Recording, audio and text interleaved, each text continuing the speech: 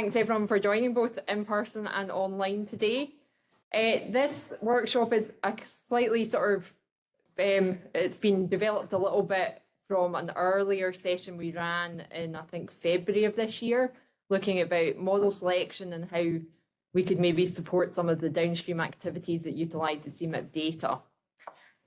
So it's also a little bit of using it for our own purposes in CMIP to get a bit of feedback from modelling centres and the downstream activities to see where we are in terms of the data delivery and how people need to use it and feedback on delivery dates, etc.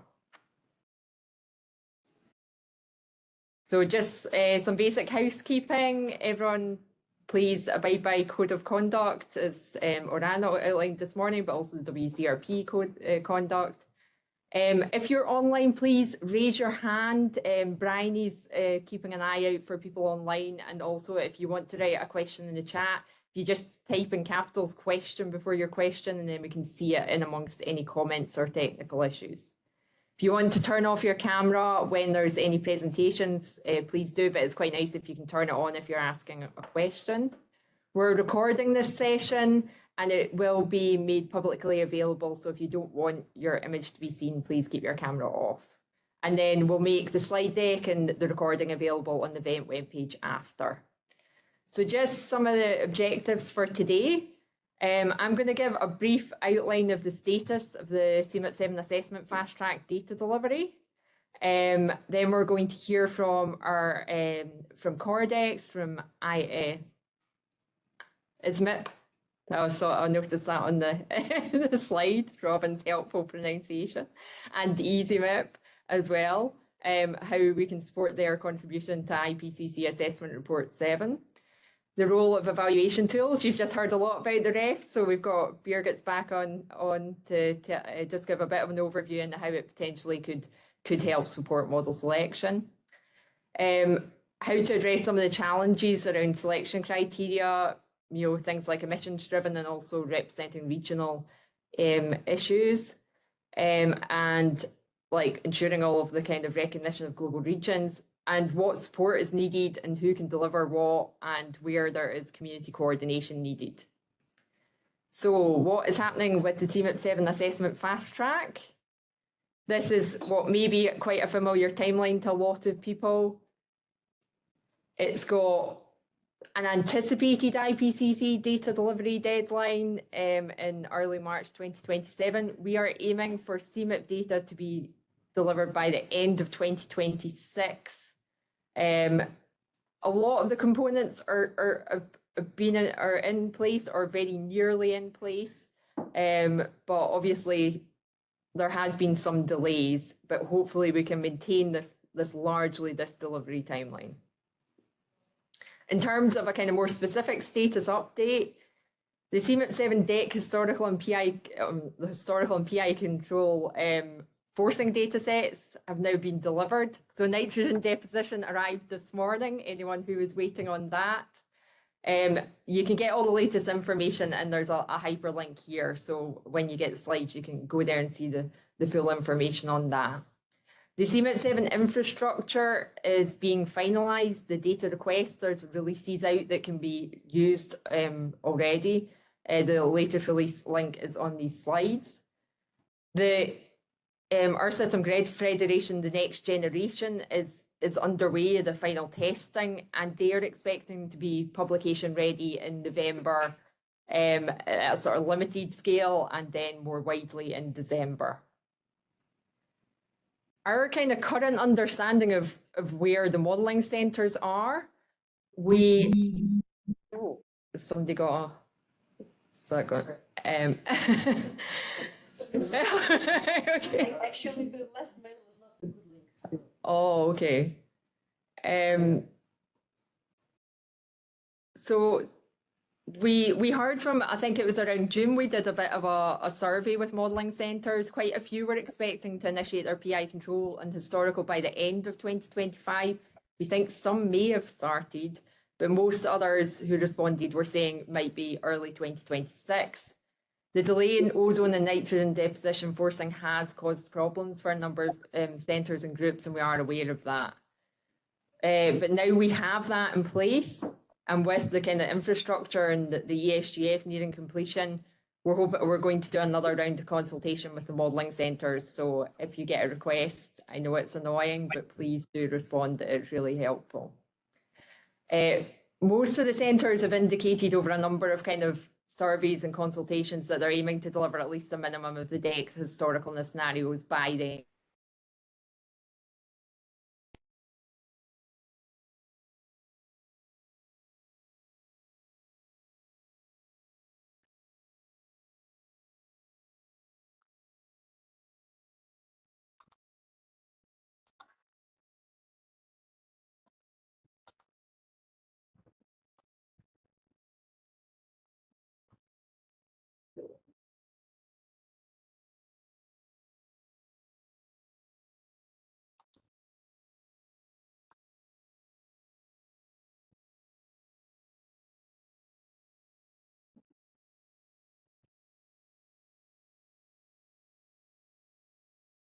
All right, I think we're back on. Sorry for those online.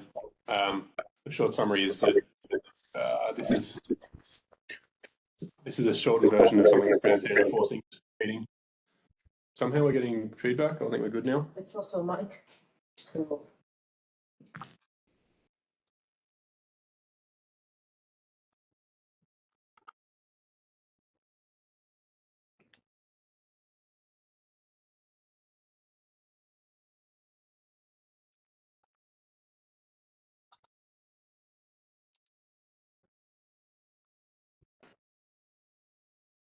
All right, let's try it that way. People online, can you still hear me?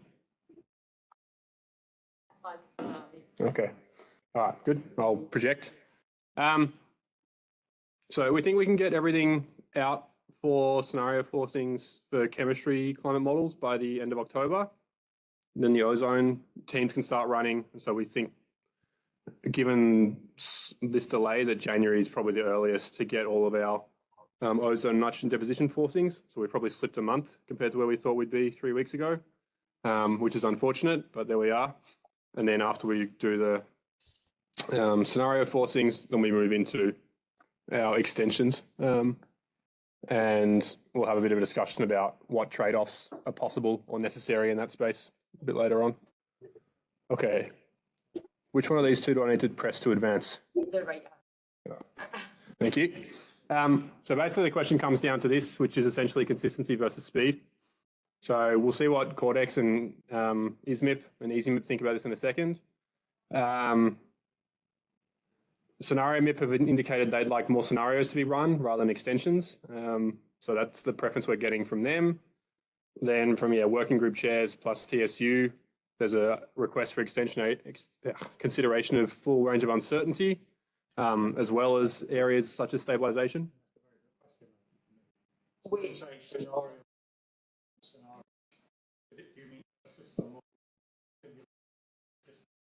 I'll repeat the question, that's fine. Oh, okay. So Colin's asked, what do we mean by more scenarios? And what we understand from scenario MIP is they would like Earth system models to run, for example, high, low, medium, very low, low, negative, rather than running high with the extension and low with the extension, but not extra scenarios. So the working group chairs have helpfully asked for kind of everything. So take from that what you will. But basically the trade-off we have to make is that our chemistry climate models are slow. So we can't do all of the ozone stuff for everything all at once. So we're gonna have to make some choice here.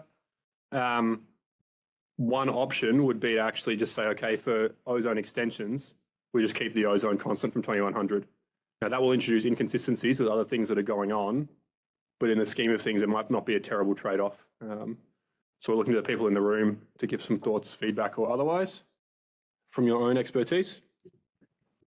There's a couple of major changes. One from CMIP6 is that we're trying to actually think about this rather than in CMIP6 where we all turned up 2 years later and realized that 4 different groups had done 4 different things and we only realized after the fact, which was a little bit not ideal. And the thing to keep in mind with all of this is that the scenario MIP extensions are designed to hit temperature goals. So if we hold one thing constant but want to hit a temperature goal, we've got to move something else more than we might have otherwise. So it kind of restricts our flexibility in which forces we can fiddle with to hit those temperature goals as part of the extension. That might still be the right trade-off. The other is that the solar forcings team has already decided they're going to do a time varying solar forcing. So a constant ozone would clearly be inconsistent with that, even in the first instance. So we kind of are already seeing our possible solution space is narrowing. And the question is, which bits of the available space do we think we can pick and live with? And so this kind of comes down to that question of, yeah, what are we willing to put up with if we want to get faster delivery, and where do we think the balance lies? Okay, I think that is all from me. So I'll hand over to Jacob, who is hopefully online. I am, thank you. Hi there, and thanks for inviting us. Can you hear me well? Yes, we can. Thanks, Perfect. Jacob. Okay, I've put together a couple of slides. Yeah, thanks. Just as a brief intro to ESMIP. So this is the intersectoral impact model into comparison. I know the acronyms are very similar between this one and ISMIP. Sorry for that. So what ESMIP does is harmonize impact simulations across different sectors, and I've put the the little pictures at the bottom. Those are all the different sectors that are participating in ESMIP at the moment. Some of them are in development, but most of them are active. So these are really just different systems from water resources, water quality, groundwater, through ecosystems, biomes, forests, lakes, down to wildfire regimes, peatlands, but also health outcomes and fisheries, and so very different systems. And it's a community effort. There's about 150 modeling teams that have been participating in the past. Each of these sectors is coordinated by sector coordinators from that particular community. The cross-sectoral coordination is here at PIC. Protocols are online, so just for introduction, if you can advance the slide, also to point it, thanks. Just to point out that very diverse kinds of models participate in ESMIP. So from in the center there is kind of a process-based land surface model, so maybe most similar to some of the components of the Earth system models, but then also empirical models. On the left, there's an example from the health sector, or size spectrum models in the marine ecosystem sector on the bottom right. So just to emphasize that there's very diverse range of models that we try to cater to and provide input data and simulation protocols to kind of be able to piece all these impacts in these different systems together into a full picture, let's say, of the impacts of climate change. And next slide, please. And so requirements from ESMIP in terms of timeline. So what we need to do once we get inputs from the ESMs is to first process the data, in particular to downscale and bias adjust them. And then the impact modeling teams need to run their simulations, evaluate them, and write the papers. And so I think that means that we really need the input from the ESM Fast Track by summer 2026, as I think you indicated on your intro slide, to give the impact modelers any chance of meeting the literature cutoff date for AR7, even though I guess we still don't know when exactly that is. Yeah, but just to emphasize that, so I think the timeline that as you sketch it now, I think is what we also have been expecting, and we hope that this is going to work out from both ends. In terms of scenarios, I think there's also been a process of agreeing or yeah, harmonizing the preferences from different communities. So I think the understanding is now that high and the very low overshoot would be prioritized, and that's, I think, so makes a lot of sense for the ESMIP community. We had a couple of discussions on this, and there's just so many advantages or arguments for almost each of the scenario MIP scenarios, that there's hardly any right or wrong here, but I think this choice makes sense because it spans a range, and includes the so very ambitious VLLO, which I think is a useful reference scenario. And from our perspective, if a third scenario or an extension could be provided within this time frame, one thing that would be of interest for part of the EasyMIP community is overshoot. So, for example, if an extension is going to be run, then maybe it could be the high extended with overshoot. Or if there's a third scenario considered, then maybe the very low high overshoot would be interesting for EasyMIP. And in terms of variables, there's a set of variables we need. We've put this all into the data request process that was kindly initiated by CMIP. So this is all, I think, has all entered the process already. But I think the challenging bits are not the atmospheric forcing, but the ocean variables that some of the EasyMIP models require. Next slide, please. And in terms of model selection, I mean, I guess the bottom line is that given this timeline, we'll just take what we get. We can't be too selective, because we know it's very challenging for the ESMs to produce the simulations in this tight time frame. And last time around with CMIP6, it was a little bit similar. We were also, had to select models just as the ESM or GCM simulations were becoming available. So we picked from the very first submissions, essentially. And when there were multiple models to select from in the past, we have selected climate models according to data availability, as I said, but also with a little bit of a view to overall model skill, using the ESM val tool to assess all the different variables performance compared to historical observations.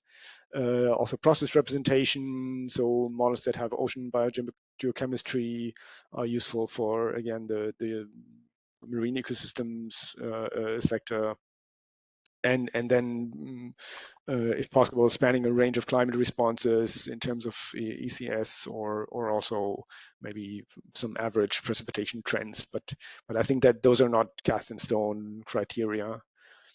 And you asked about ensemble members. So far, we've always only used a single ensemble member per model. First of all, again, because of data availability, usually there were not all variables available for multiple members, and also we've been trying to limit the number of simulations for the EasyMIP models, because there's a few other dimensions of variation, let's say, so the climate models, but also the SSPs. And then in the current round, for example, we also consider different land use change scenarios from different models, and also adaptation assumptions, so that easily inflates the number of simulations, and we need to somehow at least prioritize simulations for the impact models in order to have a harmonized set of simulations in the end, because at least some EasyMIP models are limited in terms of both the computational expense and just the manpower it needs to prepare the simulations for different setups. But we're open to processing and providing additional ensemble members when the necessary data is available, and we have also been providing additional GCM data in the past beyond what's specified in the EasyMIP protocol, so we could do just the same with additional ensemble members. And then on the next slide, just I think that's the final one. If you could advance the slide. Yeah, just a word of thank you to the climate modelers on behalf of the EasyMIP community. Thanks, that's it. Thank you, Jacob. Has anyone got any questions on EasyMIP needs or Jacob made it all very clear. Great, thank you very much, Jacob. Oh, we've got one online, Richard.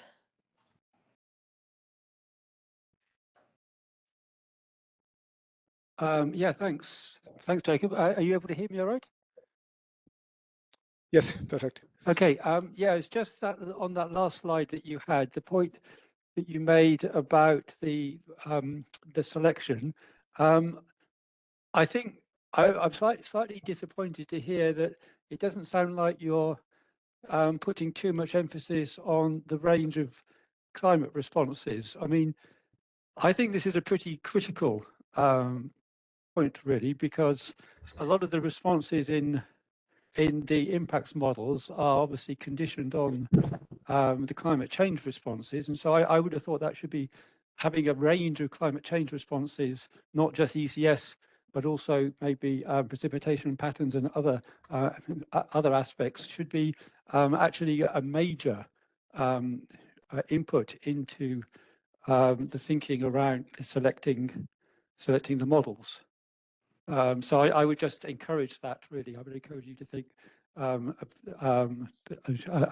that as a really important feature when you're thinking about which models to select. Yeah. I've got a linked question, which is there a significant update in the impacts models that are being used in CMIP? And are you going to do any simulations which are driven by the old CMIP6 simulations to give sort of backwards compatibility with what was assessed in AR6? Okay, that's a very good question. Whether there's a change in the impact models, I think that depends a lot on the sector you're looking at, but there's even new sectors now included in ESMIP that have not been participating in the past or have not existed in the sense that the community had not formed as such. So there's definitely an update in that regard, and even in those sectors that had participated before, most of the models are under active development. So I would expect that most of them will have changed, but to what, whether it's a minor or a major update, I think it's going to differ very much between sectors and models. Doing kind of rerunning CMIP6 simulations with updated versions to track the progress would be of high interest. It's not planned, at least in for this fast track activity now, because I think the main goal of that is to provide CMIP7 based science for AR7. But I would think it would be a worthwhile activity for the time after, and of course, I mean, what we as in the coordination team do is to provide the necessary input data and the protocols. The CMIP6 based input data is still available and will be for unlimited time, as well as the simulation protocol. So I think any modeling team interested in doing that sort of backwards compatibility check can do that. And on the just on the point with the climate responses, you're totally right, and maybe I made it sound like it was less of a priority, but it was. At least in terms of ECS, it definitely was a priority. It was just that last time there was really only a handful of models to start with when we had to make the selection, and so from them we did, however, then choose based on ECS, and the set of 5 models that we chose from CMIP6 actually do match the distribution of ECS in the larger ensemble quite well, also including the high and low ECS models. Precipitation trends was a bit less of a focus, I think, last time, but yeah, generally I agree very much. And if you've got any suggestion for suitable metrics beyond ECS, would also be very interested to talk about that.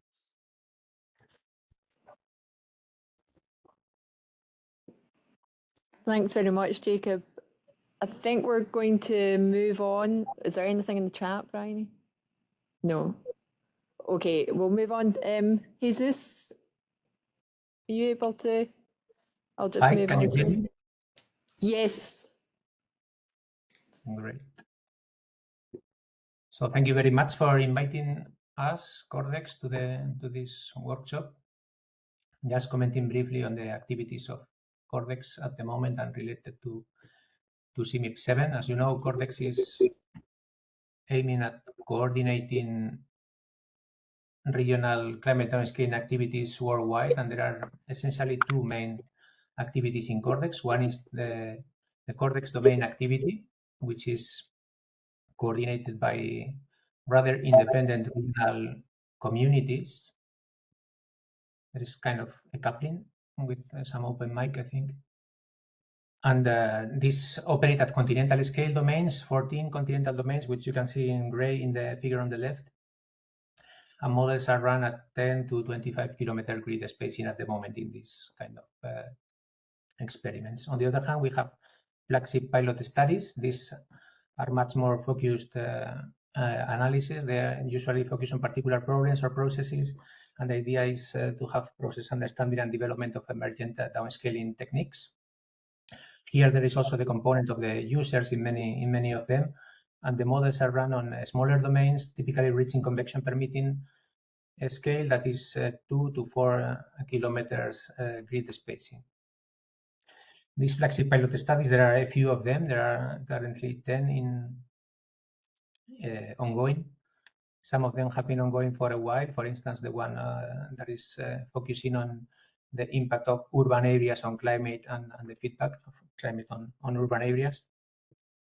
But there are also some new ones that just started, especially those focused on small island archipelagos that maybe would fit from CMIP7 input. This is still to be decided because the experiment design is not done yet. Next slide, please. So this is the status of the Cordex domain activity. As you see, is quite unbalanced across the different domains in this bar plot on the right. You can see, so one of the priorities of Cordex at the moment is to complete the Cordex CMIP6 simulations by expanding the ensemble to cover all regions. This is done in an activity which is called Cordex Core. There has been a task force which has been, among other things, selecting GCMs to have an homogeneous set of GCMs to be used on all domains to reach a common level, maybe not the level of the number of simulations that we have in Europe or in Australia, but at least to have a minimum number of simulations on each of the domains and that they can be compared with each other. So we can deliver a data set which is global in extent. Next, please. So moving to CMIP7, this is the timeline that we have. We had another task force to prepare for Cordex CMIP7, which has been running for the last year or so, where we identified 12 different elements of protocols and infrastructures that we need to develop to run this new cycle of Cordex. Among them, the data request for CMIP7, the experiment design, the driving GCM selection, how to monitor the simulations, the data request, archiving specifications, and so on. And many of them need to be finished in a very, very short time in the next few months if we really want to meet the deadlines of AR7. In order to make this in this record time for Cordex, we will call very soon for a task team to develop this infrastructure and protocols. We will need expertise from many different areas, so any of you is welcome to apply to participate in this task team with your expertise. Next, please. Well, this is just from this is showing the willingness of the Cordex groups to run simulations in time for AR7. More than half of the groups that responded to the survey that we ran responded that they would be keen to do the simulations in time. So this is why we are moving forward with this. Next slide, please. Well, as regarding general requirements from CMIP7 from Cordex, And the experiment design is still to be defined, so many things we don't know yet, but regarding the more scenarios or extended scenarios, I think we would likely prefer more scenarios, especially the very low with high overshoot.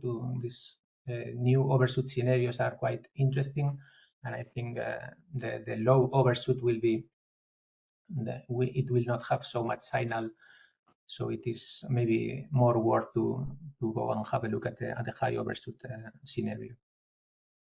Extensions will anyway be useful for polar cordex, which focus on the Arctic and Antarctic domains. Therefore, sure they will be interested in these extensions, but I think they didn't answer to the survey that I showed before, if they are really interested in running the simulations with CMIP7, for the moment at least.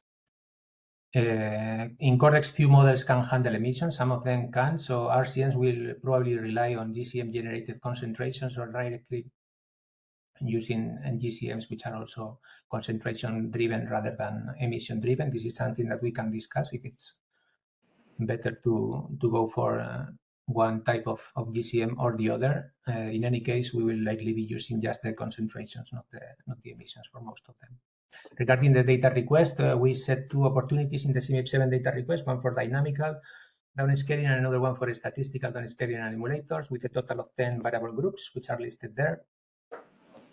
The data request is quite demanding because we are requesting for 6 hourly data or sub-daily data in general, and we need the 3D variables on model levels for the regional climate models. And it would be nice to know, or if it would be possible to know in advance which groups, models, or experiments or members will support this Cortex opportunity, so we can have an idea if it is worth to make this run, or we don't really have enough, we cannot expect that much input for our models. Regarding the model selection, we have multiple methods in use by the different communities, are using different methodologies. We are planning a side session in the CMIP workshop in Kyoto next year to discuss all these methodologies and try to come up with one for Cortex. Hopefully, maybe we can have some initial results on CMIP7 data. And we will likely have a final Cortex GCM selection workshop after that one to drive, to select the models to drive at least the Cortex core CMIP7, which hopefully, instead of being a gap-filling experiment in CMIP7, it will be there from the beginning in the design of the cross-domain experiments. Next slide, please. This slide is about the GCM selection in Cortex, the different alternatives that we have. There are many papers by individuals focusing on a given metric for a given domain. There are also some papers from regional communities where they provide the agreed selection for the given domain about the GCMs or the members that should be used in that domain in Cortex. Combining these two sources of information in Europe and also in the Mediterranean, they are using it now. We developed a framework called CMIP6 for Cortex, where we summarized all of these individual works and aiding in the decision making. Yes. Is everyone online lost sound? Sorry, can you hear me?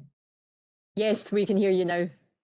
Sorry, Okay. we just lost you for like 30 seconds. Okay, maybe I was describing this framework, CMIP6 for Cortex. Can somebody else online maybe speak to see? Testing. Hello, test. Yeah, we can hear. Everyone except me. Hello. Yeah, Yeah, you're back now. Now we can hear you. I didn't lose. I didn't lose him online. Okay. Okay, so I go on then. Yes, please. Sorry. Okay, I was talking about this framework called CMIP6 for Cortex. Is summarizing these individual published works and it's a way of aiding in decision making in the subjective choice of GCMs based on different metrics, and also on tracking these decisions that are made to do the selection. Of course, there are plenty of dashboards and atlas around that can be operated by the users to display a selection of metrics. I put there some links. Among these would be the REF, the Rapid Evaluation Framework dashboard that is now available as well to do this kind of analysis by hand by the user. And additionally, in Cordex, in this task force for Cordex CMIP7, we are collecting regional scale climate processes and metrics which could be used to assess the models for this selection. Sven Brands will talk about this a little bit later on. So I will focus just in the last slide about the Cordex core methodology that we just finished. This was done by Moetasima Asfak, and he had a method that it was developed for North America, and he extended it for all domains now. The idea is to combine as many metrics as are available, and the algorithm is automatically down-weighting those metrics which are redundant. Next and last slide, please. The idea of GCM selection in Cordex is essentially the same as in ICMIP, as I just saw in the previous presentation. So in the upper right corner, you have there the process itself. We have all the models, CMIP6 there, but CMIP7 could be the next one. The first thing that we need is that there is available data to drive our models. This is in red. And then from this, in green, we have there a filter for where we filter out models that we consider implausible according to some metrics in the historical period. And out of these, we select models or members to both cover the uncertainty and at the same time have a degree of independence with each other. So they are not different versions of the same model or so. To the left, we have a plot which is summarizing in the real world, let's say, not at the idealized as on the upper right figure, but on the left, this is called a Sankey plot, and this is summarizing all of the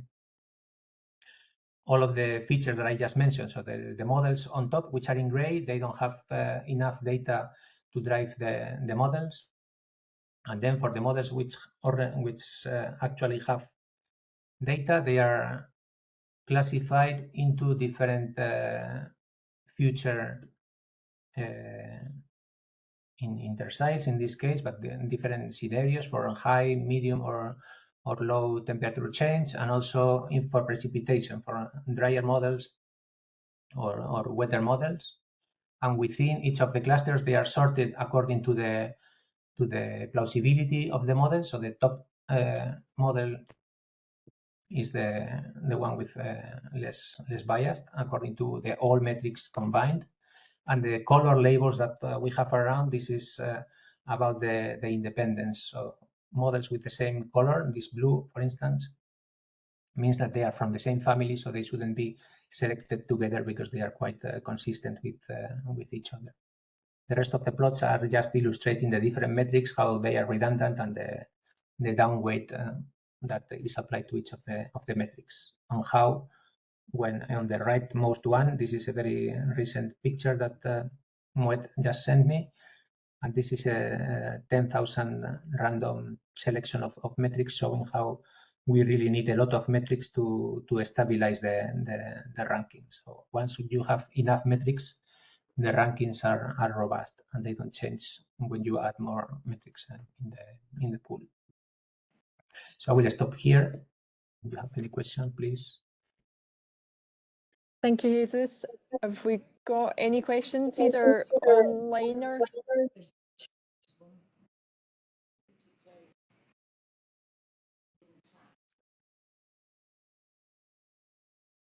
Is it not a comment to Jacob?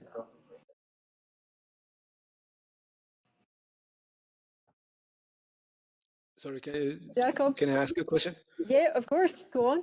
Okay, great. No, just to because I find this very interesting, your model selection procedure, and I'm just assuming that you probably started from a different situation than we did last time, because we really had only a limited number of models available to start with, and this is probably makes a lot of sense when there's really a lot of models available, right? So I guess if in a situation where, but do we I mean do we expect this to be the case for the assessment fast track, or how would you be selecting models if with a smaller number of models to start with?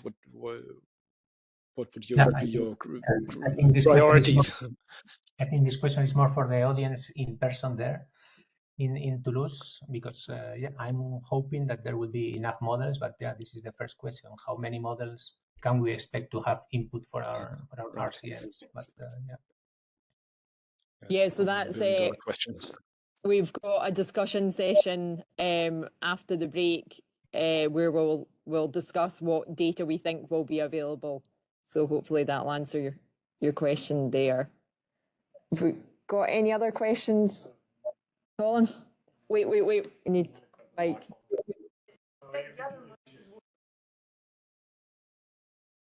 You hear me? yes. So I'll ask it, you can speak again. Okay. So from the Codex selection criteria, am I right in understanding that you could end up with a different set of global models driving downscaling over North America versus over Australia, for example, because there's some regional metrics that might say no for global model A over North America, but yes for it over Australia. Is that correct? Yeah, this is correct. In general, for the Cortex domain activity, in fact, these plots that I'm showing here, there is a different plot for each of the Cortex domains.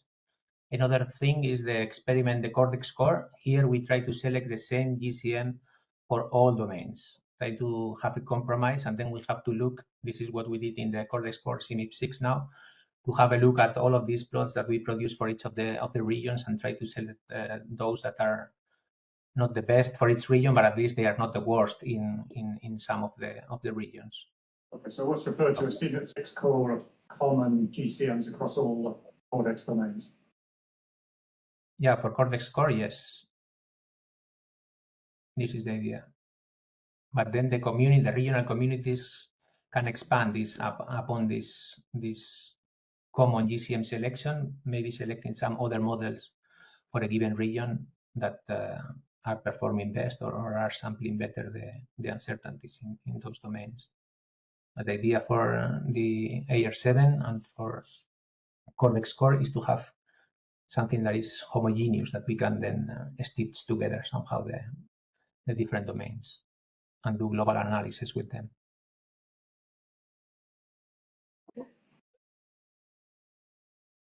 Great, thank you very much, Jesus. Thank you. So Robin, Jakob, is that a legacy hand or a new question? It's legacy, sorry. Okay, great. I'll hand over to Robin now for ESMIP. Yeah, if you just use the digging one. All right, so I'm going to talk about ESMIP, which is the ice sheet MIP.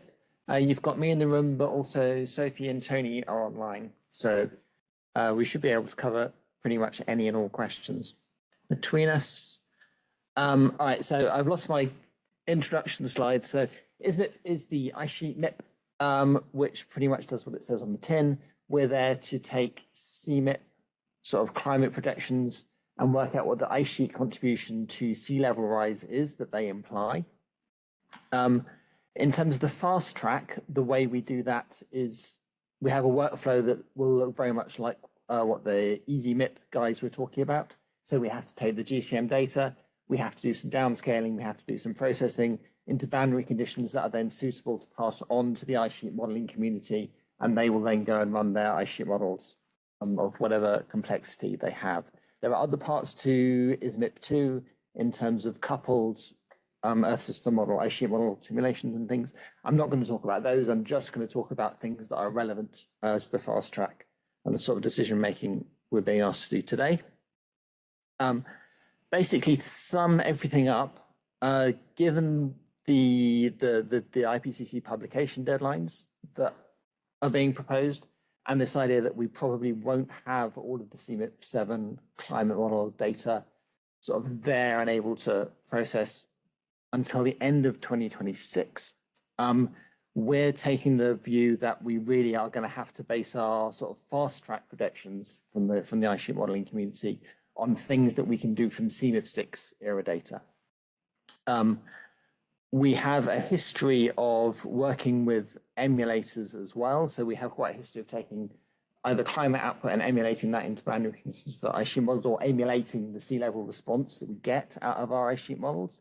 So we will be trying to leverage that again into trying to turn what we have from CMIP6 output into things that are maybe appropriate for the sort of CMIP7 scenarios that we have.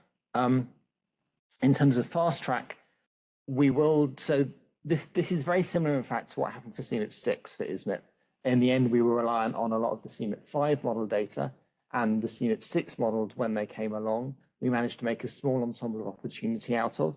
But really what we would ideally do with the CMIP7 output data is take all of the models, do a full sort of model selection criteria exercise where we look at spanning, as the Cordex guys were saying, looking at which the reasonable ones, which span sort of the ranges of responses in different climate variables that we expect to get in our regions of interest. But we don't think that's simply going to be possible in the timescales we've got with the CMIP7 data. So we will do a small ensemble of opportunity with what we have at the time. And for that, we will absolutely want the extension simulations.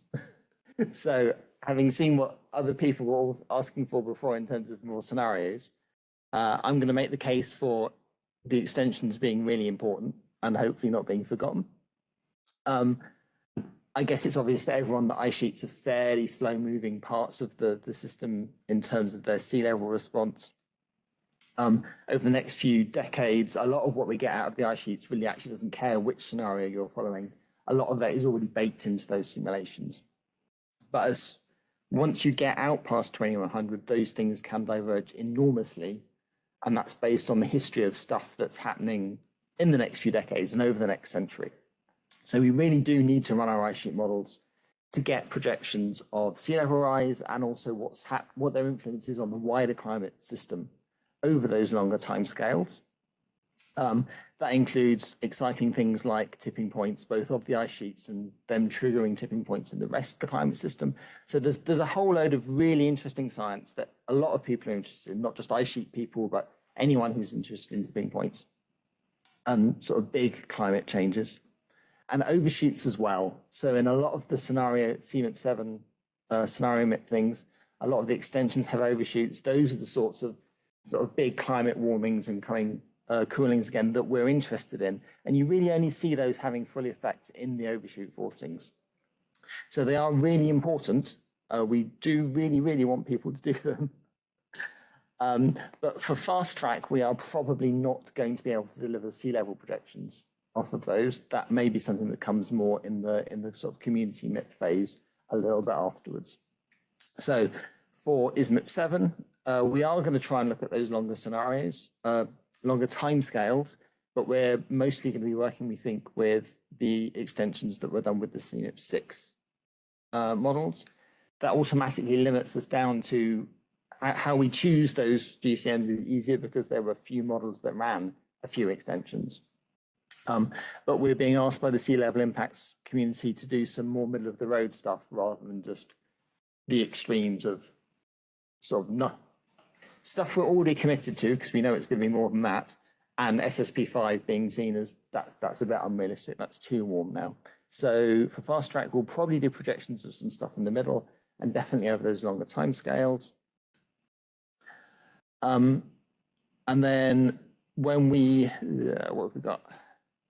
Yes, so this ensemble of opportunity that we can do from the CMIP7 stuff, we definitely want to do. This emulation isn't the solution to everything. In particular, we think we're going to have trouble emulating the response to some of these overshoots that happen over those longer timescales, simply because we need some core data to work off. We can't just extrapolate from CMIP6 things that just went up and stayed there to do that. Probably our favorite one of those is the HXOS. So we agree with the sort of priority on the scenarios that are being asked for at the moment out of CMIP7.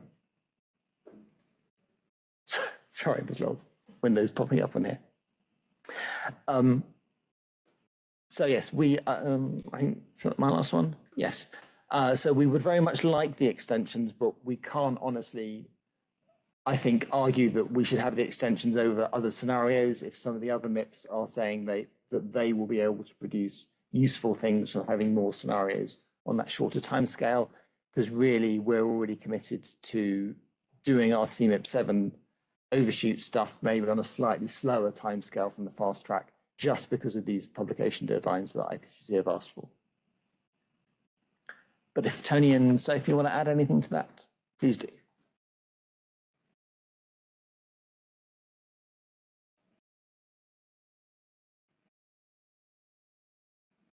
No, I think they think you've done a good job, though.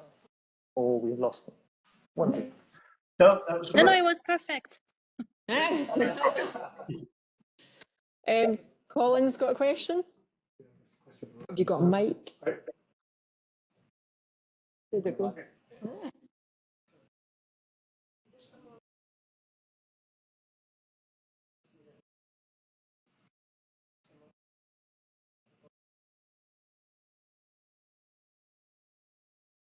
I don't see a waiting.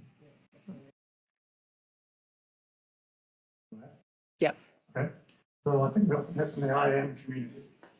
So correct me if I'm wrong, that the IAM projection, the scenarios sort of beyond 2150, let's say, are extremely, extremely uncertain.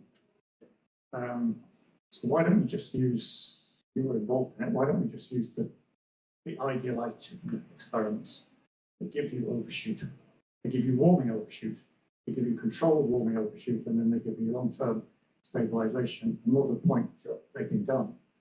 So why can't you use those for looking at sea level change at different warming levels and not have to worry about waiting for these long extensions? You've got 500 years of simulation data at different warming levels. Shall I have a go at that, Sophie? Yeah, I think it's worth considering, Colin. I guess our concern is that we imagine the IPCC would want some sort of consistency so that they have a small number of scenarios and they can evaluate the impacts of those scenarios across a range of different systems. So that's the question, is whether the IPCC will be using the ensemble you just described, and in what way.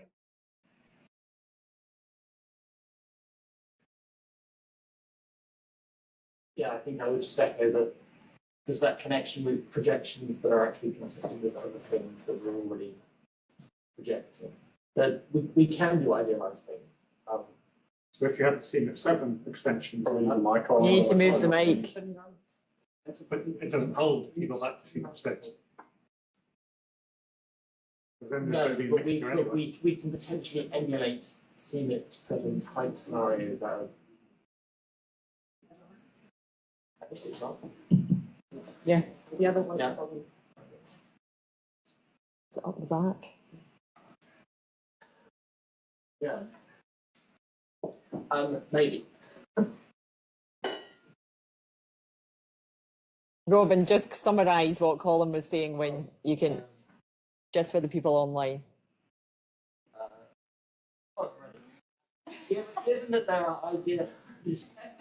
there are some idealized scenarios with overshoot, with warming and overshoot and stabilization coming down that have been done for TIPMIP and a few other things. Why can we not just use those, given that the IAM community would say that the forcings that we have after 2100, the real scenario things, are also equally uncertain? Do you want to come back?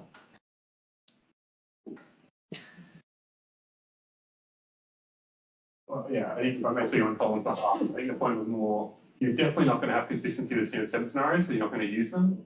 So why worry about CMIP6? Just use idealizing the training overlays and go back to CMIP7. The commonality of models would be. So Colin's point is, so the commonality of models. The models many of the models used in TIPMIP will be used for the CMIP7 Fast Track. They have commonality of models.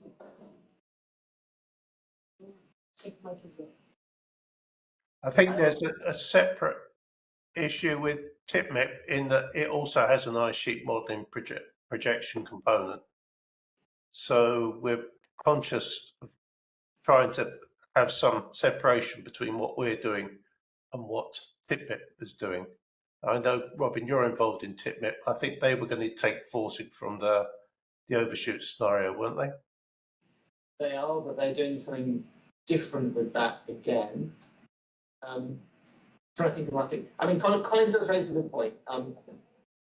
It gets very complicated, I think, given what ESMIP are already trying to do in terms of reproducing historical ice sheet behaviour that we would like to do.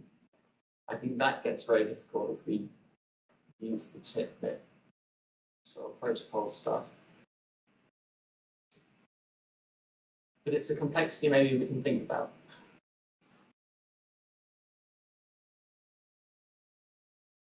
Okay. Is there any other burning questions for ESMIP? Jordan? Just very quickly, you said you would use CMIP7 Fast Track for an ensemble of opportunity. When would you need those simulations? Also in summer as ECMIP?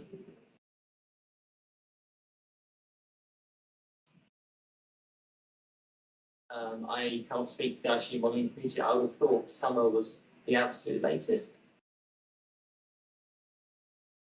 And I think just to add that, so to Robin, like we are very, very keen to have projections linked with CMIP7. There was always a desire to be able to do that.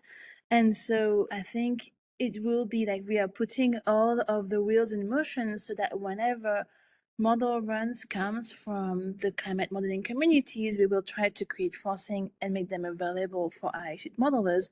And who knows? I mean, maybe a lot of them will try to actually do those simulations, but it's just something that, because that's what happened last time, right? In the end, we managed to kind of do some CMIP6 force runs, and we managed, but it was just like a lot of hair pulling for too many people. And so right now, there's a bit of reluctance in trying to be in the same position. So this is why it's kind of an awkward moment to be, because like if you give us the scenarios, we will try our best to actually use it. We just can't promise it. It's just not fair for our members and for people who are going to do the analysis. So I guess it's me kind of begging to kind of say, well, we're not everything is pushed on the side for CMIP7. We really, really want to make this happen, and we'll try to get everything in. And it's kind of sad for me, it's tricky to kind of rethink of a protocol that is based on CMIP6. Like it's really not the point. But we're just again in that situation where we are really strapped with time.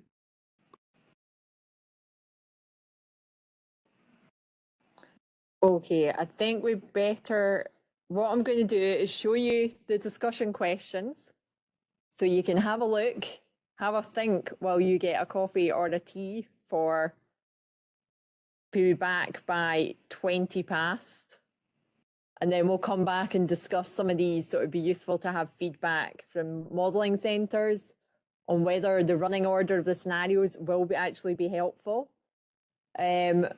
Would having 50 years of the ozone and nitrogen scenarios first, would you be able to start running? Because that could come earlier. And that question that Zeb brought up about the consistency or speed of the kind of extension delivery, which is more important to you from modelling centre side and the downstream activities side. Also a bit of like, you know, are there any sort of feedback on that data request opportunities questions that Cordex raised specifically? So everyone have a think. Go and grab a tea or a coffee and be back in here for 20 past, please. Okay, we're going to make a start. We've got some stragglers who are still downstairs, but I think they'll filter in. So thanks to everyone online who's still with us. We're just going to have a bit of feedback and discussion on those questions that I put up before the break. So if anyone online or in the room has any feedback on these questions about when they think the data will be delivered, so specifically those who are from modelling centres. Colin, Jane, Torben, what do you think in terms of does having a running order for the scenarios, is that helpful?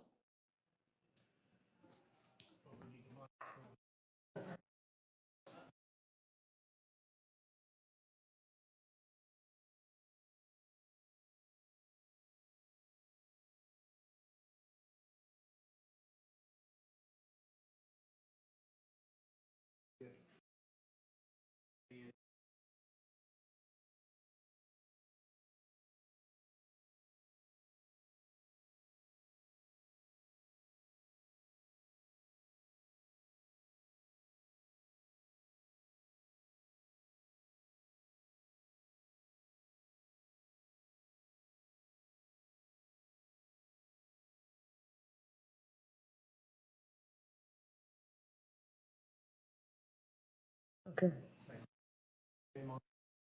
Okay. What about in terms of the ozone and nitrogen having, could you start running with 50 years and then add on the other not quite 50 years? Principle, yes, although the model is running.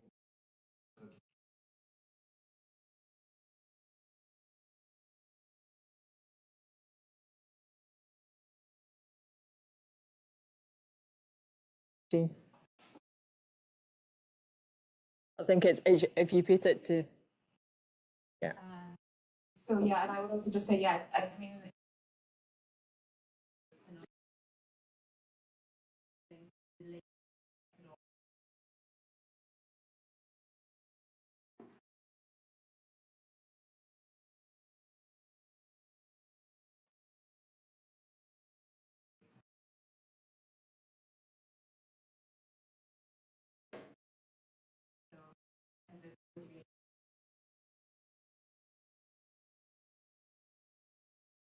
Okay.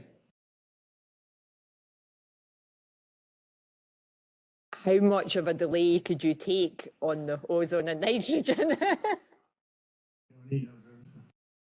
You do need nitrogen though, and that nitrogen comes out of the chemistry climate model, so. I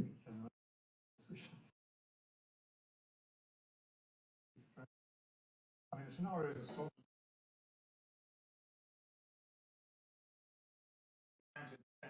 73.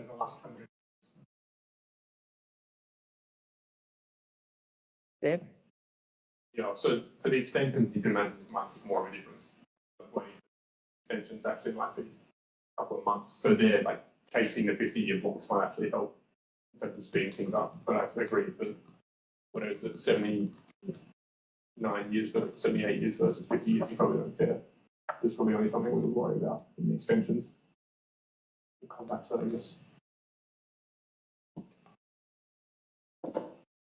Have we got anyone from a modelling centre online who has some feedback? You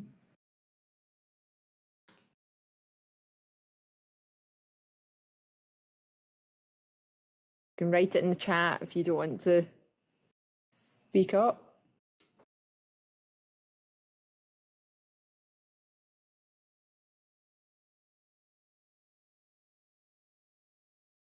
No. Okay, so I think that sounds like basically it's only going to be a matter of weeks for having a running order or not. And the 50 years would only be if it was a substantial delay in between. So we maybe don't need to put too much emphasis on that. What about this question, and this is for more than the modelling centres, is consistency or the speed of the extension delivery more important? So maybe Robin or Sophie or Tony, in terms of your use of the extensions, would you prefer them quicker or more consistent? I don't understand what you mean by consistent. Micro. none of us know what you mean by consistent. So for example, if we just say ozone is constant after 2100, but we are trying to hit some temperature target, you're going to have constant ozone versus a time-changing temperature. And those two things are clearly incompatible. Right, so the question is, are they sufficiently compatible that we would just deal with it, or is this such a big internal consistency issue that we'd say actually that protocol doesn't even make any sense? Don't do this. Now the history of the CMIP7 we seem to be okay with this because this is what everyone did. We realise. The question is kind of now that we're a bit more active in thinking about this, where do we sit on that trade-off? Like I don't know if UK ESM simulates their ozone. How strong is the temperature signal in there, right? Like, is it making a huge difference, a small difference? Do you notice? Where do you not notice? All this sort of stuff.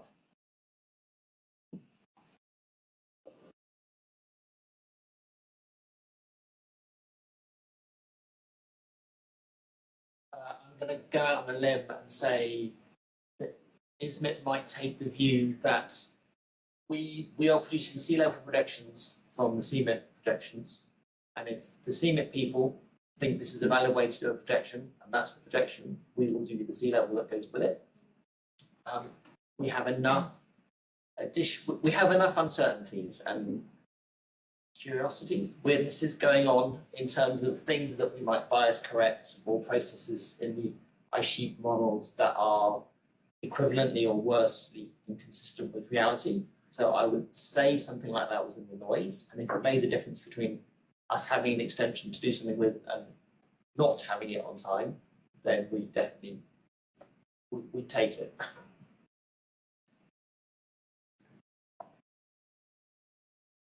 Yeah, so I'm not completely clear what you mean here, but so you gave the example, I think, of after, let's say after 2150, that you might keep ozone constant, but solar variability was going to have some time trade. So that means you have to mitigate just something else because you couldn't mitigate ozone. Well, it's more, so like the greenhouse gas concentrations, for example, will have some temperature feedback. So CO2 will be dropping, but you'll have constant ozone. So you'll get a set of forcings which you could never produce from a model because the CO2 is essentially staying at temperature and the ozone is not. So if you feed that into your model as the drivers, do you care, basically? Well, we wouldn't because we produce our own ozone. Yeah. So it would see the effect of CO2 and temperature. I guess I come back to what the IAM people keep saying, that these future scenarios, as you go so far into the future, are so uncertain that I think I'd go along with Robin that probably sounds like a second order issue to having them available. And how strong is the coupling between ozone and temperature? Like, you know, if you're going to look at this and say this looks ridiculous, you should have a declining ozone if you've got declining temperature, and say, well, maybe possible in the noise, whatever. So there is a sensitivity there. We also see ozone has an impact on surface climate, which potentially could feed back on things like ice sheets. But I would again argue it's probably not first order.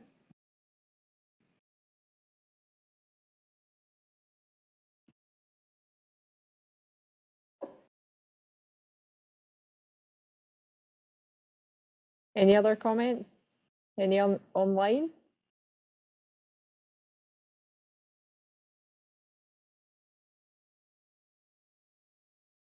Okay, thank you. We'll take. Oh, do you want to go?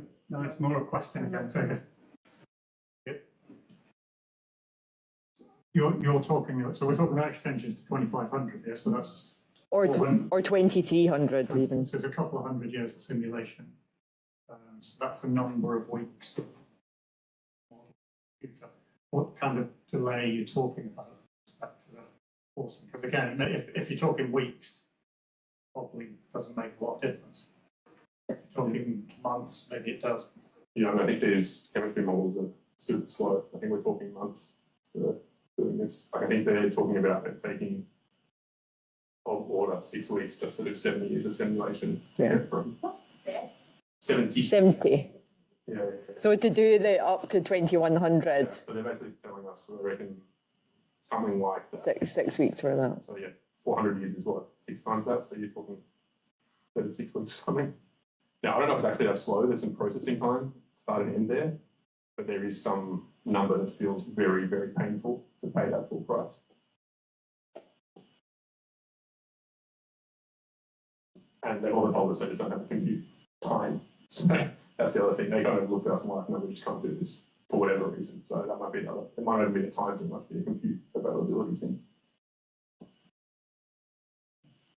try suggesting they run at a lower resolution.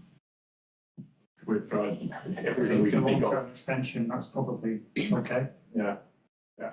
We can go back to them again. We've tried basically everything we can think of at the moment. We're not getting the answer we want, unfortunately.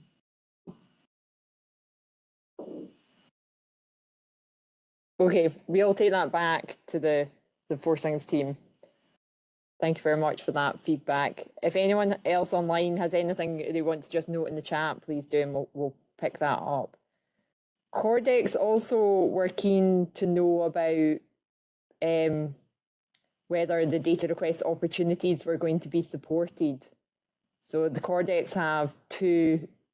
So maybe to explain what the data request opportunities are, it's a way of kind of grouping the needs that are less. In CMIP6, it was mainly done by MIP. So you would have maybe like an ISMIP data request, but this time it's done around what's called opportunities. So there's one, I think it's ice sheet. I can't remember the full name, but it's about ice sheets. And then Cordex has two. One is, I think, statistical downscaling, and the other one is for the dynamical downscaling. So we got some feedback on what centres would be doing, but for those of you who are from modelling centres, do you think you will pick up basically the experiment group for the fast track and produce those variables? Or go with the variables that you're all keen for within your centre? Or really look at selecting the opportunities within the data request that are of particular interest?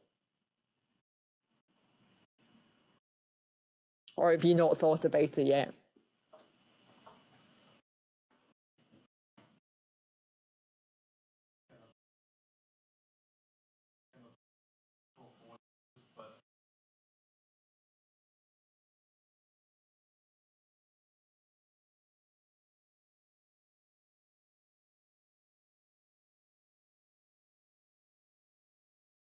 Okay.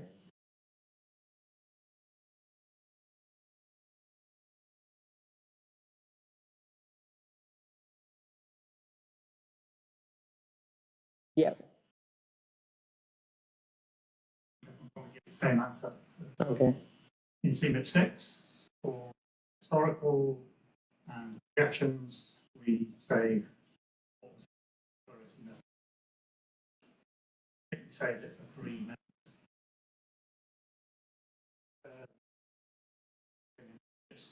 This time. So I don't see any.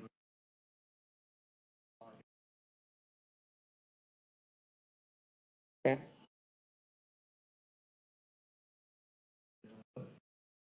Given it was me that kept telling them that you need more than one member last time. That's why we did 3 at least, so they had to check.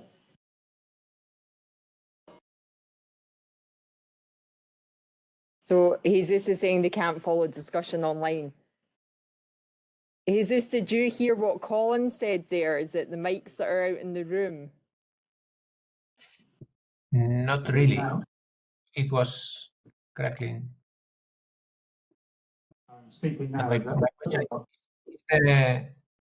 there a place where one can just check which groups are supporting which opportunities? I think this would be really a nice tool or a nice resource to have.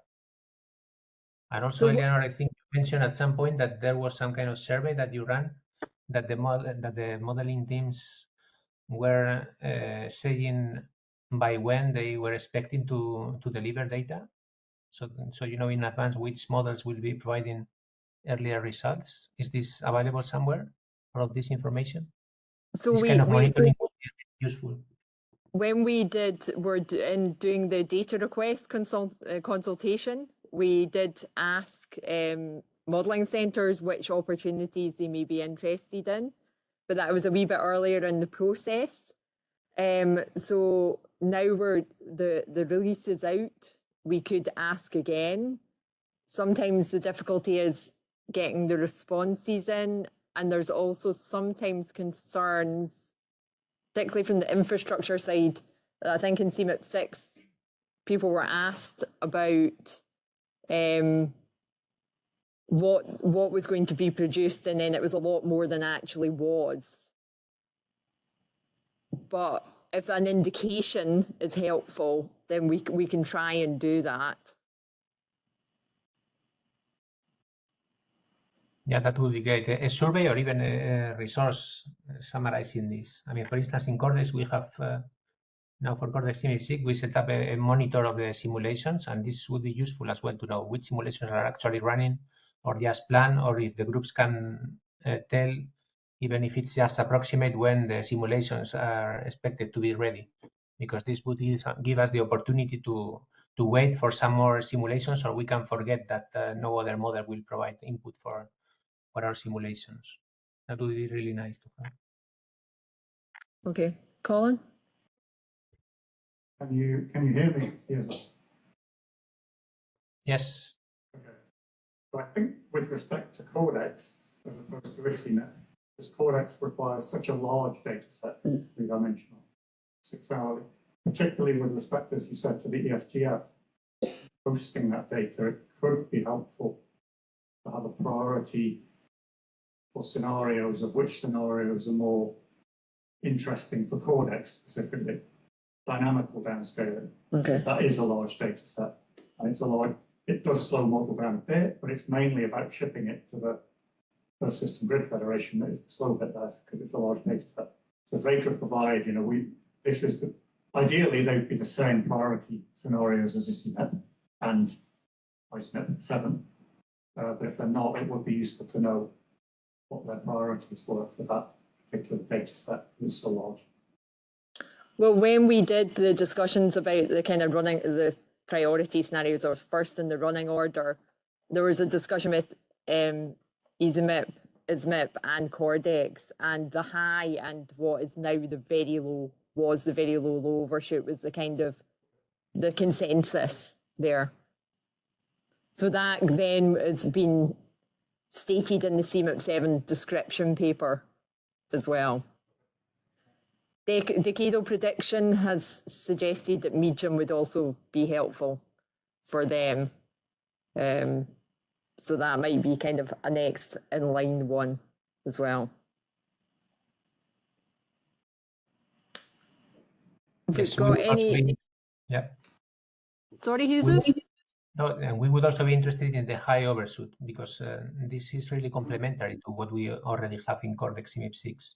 The problem we are facing with the AR7 is that we didn't release yet the Cordex CMIP6, and if we release scenarios which are very similar for Cordex CMIP7 to the existing ones, the users would go directly to Cordex CMIP7 and not use Cordex CMIP6. So our idea is to really be complementary, to try to start with the overshoot scenarios, which are new and are also a novelty focus in AR7, and this would be complementary to Cordex CMIP6. So the high overshoot, very low scenario would be also interesting for them.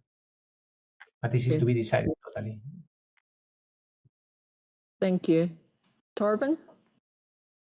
So what I think you can start with is that it's kind of the same modeling groups as for CMIP6 will do the CMIP7 provide the data. And that are mainly those groups who have the regional model somehow connected closely. For all the other groups, it's a lot of data. I mean, it's a factor 10 of data that you have to store and summarize and upload to the ESGF. And if you don't know how and if the data are used, I think the motivation might be not for all groups very large to do it without really knowing if the data then really be used, because also the selection process is not entirely clear, I think.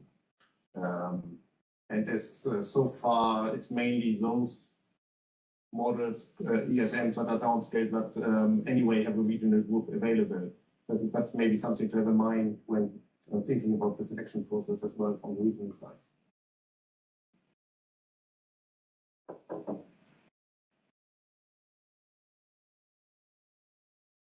We got any questions or comments from our online people?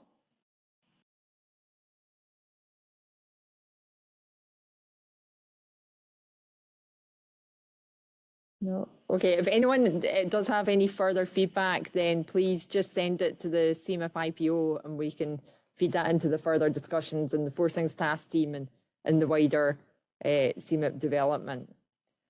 I think we'll move on just so we can keep in time. We've had that. So we're going to hear from Birgit about of kind of like the role of the evaluation tools and specifically about the rapid evaluation framework, which you're hearing about a lot today, but there's not too much of a good thing. That's right, because today is the day. But yeah, talking about the rapid evaluation framework for the assessment fast track, we had that vision in the model benchmarking task team when we started thinking about this in May last year, that we wanted to have a community-owned evaluation framework that kind of hosts different existing community evaluation packages and has a programming interface and does execute the metrics. And then we will have, kind of like everything across the globe evaluated. And we would have that, like the results presented alongside the simulations on ESGF. So it would be in real time, really quick evaluation of simulations, the new simulations coming in, and then for everybody to see how those how the simulations would intercompare with observations. The goal was that it would be a complete end-to-end system that would provide a systematic and rapid performance assessment, especially with focus for supporting the next IPCC assessment report, the AR7 cycle. And we're getting there. So you will hear a little more about this in about an hour, but we see that the REF can serve as a starting point for deeper exploration of the CMIP model data that is available. You will see what I mean with this later on. There is a lot of data, a lot of analysis being done that can be explored in all different kinds of directions. And so what you will see in the REF can just be the starting point to something that is a lot more, wider and bigger than we can actually think about right now. What the REF will offer, it gives a broad overview over the spread across the models in terms of calculated metrics. We have defined diagnostics, and with those diagnostic different metrics and plots available, and the REF will provide all of that information in one streamlined set of, kind of like framework and set of pages. So everything that has been available in different evaluation tools is now available for the first time, unified and streamlined in one specific location, which is like at the heart, the most important thing of the REF. You don't have to go through 3 or 4 different tools to find your answer and to do your analysis. It's all in one package. And that was one of the things that the community actually had asked for. The REF diagnostics can be very useful for identifying a subset of models to answer specific research questions by examining diagnostic criteria and then look at model performance and key processes of specific regions that you want to study in more detail. And the outputs of the REF can be used to inform model selection for downscaling applications and multi-model weighting schemes, because, you can see all different kinds of, the same diagnostic applied to, this, all the different simulations. You can see how the different simulations intercompare when you have the evaluation with the same observational data or reanalysis data. You can decide for this specific region or for this specific application, downscaling, this model would be better suited for your application, what you want. What we target to deliver is a consistent assessment of CMIP output by modeling centers, We want to quickly identify model biases and performance issues. So that's basically the first step.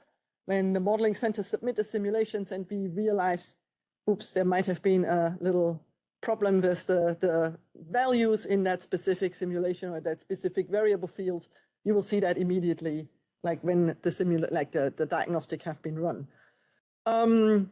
And we want to support the author teams in the context of IPCC and other national climate assessments, because everybody normally would start with evaluating the available simulations themselves, and probably everybody would start with, you know, very similar things, just to get a feeling for how the simulations are, like what is going on, how things evolve, and we take that away. Like you don't need to do this anymore because it's already all there, and you can just check it basically in real time, which is, you know, the cool thing. What we also offer is that you know, some of those results can be used as input for model selection for downstream applications in with the diagnostic selection that we have provided, that was done for the first version of the ref. We had been in contact with the Codex community to double check, you know, what would be helpful for you to see, to decide, you know, kind of like to make your life easier in deciding on what kind of model you wanted to select for your applications, for example. The future development is that we, of the ref, is one of the things that has been talked about a little bit already, and that's where the community already kind of has really grand ideas of like where they want that thing to go and how to grow. We had consulted the the wider community for like the diagnostics and the community needs, and it's still something that we are considering, of course, now, of what will be implemented after the release has been done, like the first version of the ref is done. What can be added and how do we decide on what is added?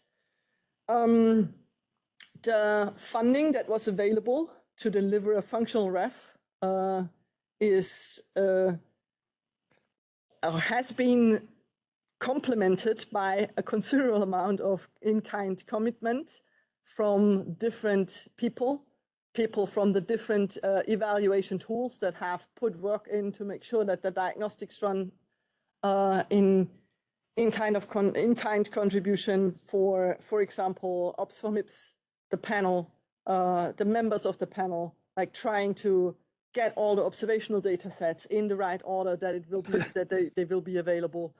And then we have, you know, a lot of work has been done by the model benchmarking task team and, you know, of course, the ref delivery team that have been working overtime to make sure that we're keeping the deadline and, you know, have everything ready for you to see and explore from tonight, like 1 hour from now. The community, so after the ref is released to the community, there will be subsequent development and support prioritized by an international consortium of scientists and engineers. That's the governance body that will be put in place, or that is like being put in place or defined right now. It will be hosted by ESMO, because the ref, as it started with as being a CMIP thing, has been grown a lot wider than just being, you know, kind of like part of CMIP. So it is hosted better with the mother, you know, kind of like, you know, the higher entity than, you know, just CMIP alone. So it will be hosted by ESMO, and ESMO will be in charge of putting the governance body in place. So we are looking for scientists and engineers that enable a broader impact across earth science disciplines, that will make sure that, you know, that the ref can be expanded and nicely further developed in a sustainable way. But it also requires new funding. And because all of that maintenance and the programming is going to not be done all the time by people doing it in their spare time, although the delivery team has done quite a bit of that lately. So there's a few discussion points where we would like to get input from the community, the wider community, from you here, and we can start that discussion, and it will not end with like our session here, because that's just something that that needs to be considered in the next weeks and months. What further development of the ref would be useful for model selection in particular? Is there something that you could see where the ref can support even more ESMIP, EasyMIP codecs to make sure that it's, the process of selecting a GCM simulation for your purposes would be is easier and faster? What would be on your wish list for new diagnostics? We can't promise that it's getting in, but if we're putting it on a list, then there is a chance that we can prioritize it, and that could be, the start of actually getting it in. What guidance do you think is required for its use to support model selection? I mean, is there any guidance required? Is there no guidance required? Is there a very strict guidance required?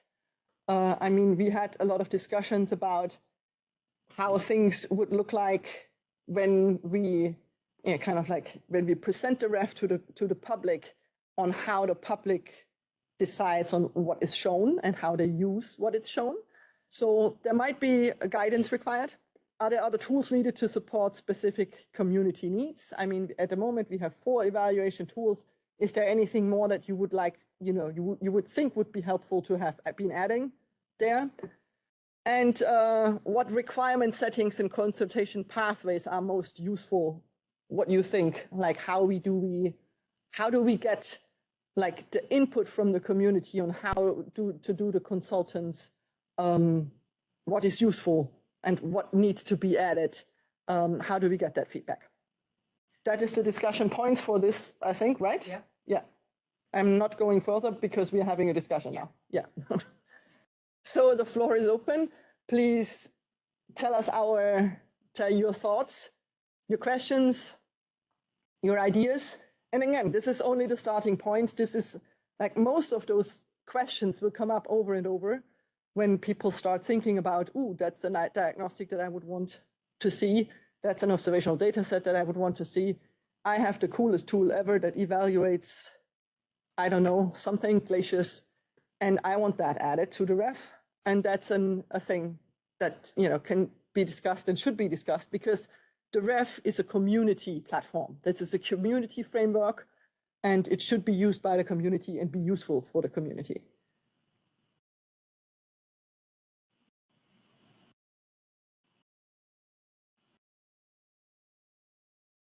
Wow, you're already fed up with the ref.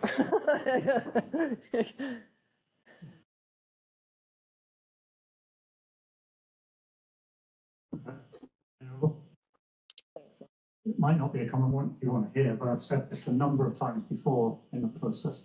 I think this ref, and it's particularly the R, the word rapid, lends itself to quite a significant risk of being misused, I think. So I've said this a few times, but we in the model development community are trying to increase the realism of our models for the future by increasing the degrees of freedom. Emission-driven carbon cycle is one. The consequence of that is the models will evaluate worse for the historical period, probably, if you take something like surface temperature, than they did in CMIP6. Because in CMIP6, they use an observation-based historical CO2 record in the atmosphere. And now they won't. Now they'll be generating their own based on emissions. So there's a risk that models that are trying to be more realistic for the future will look worse in an objective beauty contest for the present day.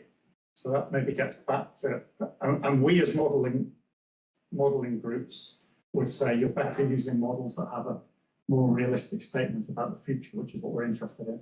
and constraining the usage to the quality of the paths. Quality of the paths should be something in there, it shouldn't be everything. So that might come to the point you've got about consultation and how to use it for things like model selection. But I think there's a rather large risk there that if we don't face it full on, we may be shooting ourselves in the foot a little bit. Yeah. And that is one of the, like a very big concern that we had with the model benchmarking task team. And we had a lot of discussions about it, that we do not, with the availability of, evaluation values, metrics, and, the availability of the potential, possibility to rank models is something that we were very concerned about, because, it very much depends on like what you're looking at, which observational data set you're using. Because, it could be like model A could be great with observational data set 1, but model B could be even better if you use a different observational data set. Or, it all depends on the time frame that you're looking at, on the region that you're interested in, on, like the resolution that you're looking at. This is like so many different things that depend, or that, like the outcome depends on. That's why we were very concerned about. And we have taken the first steps of making or trying to like provide with the ref a guideline and guidance on how to responsibly use what is shown. This has been a long discussion and it's not over yet, but we started with something because we see the problem. Probably not, well, so at the moment we were focusing more on kind of like the immediate ranking that you could do with the different diagnostic outputs that you get. But I appreciate your point with, the more freedom models might even compare worse in the historical, but they will be better in the future. Generally not mine. So yeah. For atmospheric CO2, you guarantee. Yeah. Mike.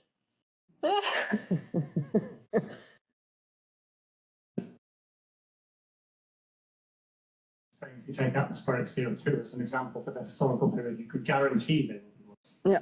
Because they previously used observation-based quantities. Yeah. So they can't really get better. So it's not so much details, I don't think, of resolution, this, that, and the other. There's a risk here that kind of evaluation and monitoring will penalize efforts to make models more realistic.